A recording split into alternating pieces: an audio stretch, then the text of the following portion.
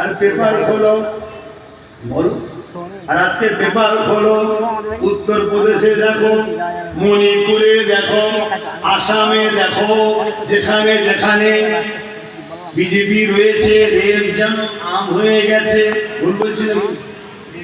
এই কথাটা খারাপ লাগছে কেন? এই অর্জুন সিং বিজেপির লোক তো, এ বললো না কিছুদিন আগে, তো শুনতে হবে তো, কি শুনতে হবে না? মানে আর শোনে বলে ঘাটাস না।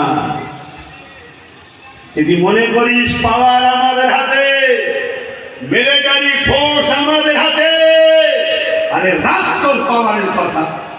ইমানদার কখনো তার পাওয়ারকে তাওয়াক্কা করে না। ইমানদার আল্লাহু সাইয়্যিদুল কাদির, আল্লাহর উপরে ভরসা করে চলে। জোরে বলুন সুবহানাল্লাহ। আরে যুগে যুগে অনেক পাওয়ার আমরা দেখেছি। আমরা দেখেছি চেঙ্গিস খানকে, আমরা দেখেছি হালাকু খানকে, আমরা দেখেছি জর্জ ডব্লিউ বুশকে, যে বলেছিল আমেরিকায় কোন মুসলমান ভিসা পাবে না, আমেরিকা থেকে ইসলামকে মুছে দেব।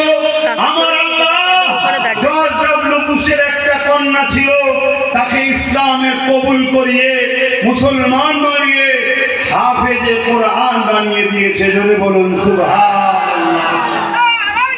আল্লাহ আল্লাহ আল্লাহ জিন্দাবাদ। চেঙ্গিস খান নাম শুনেছেন? এই বলুন, এখনো লোক চেঙ্গিস খানকে আতঙ্ক হিসাবে জানে।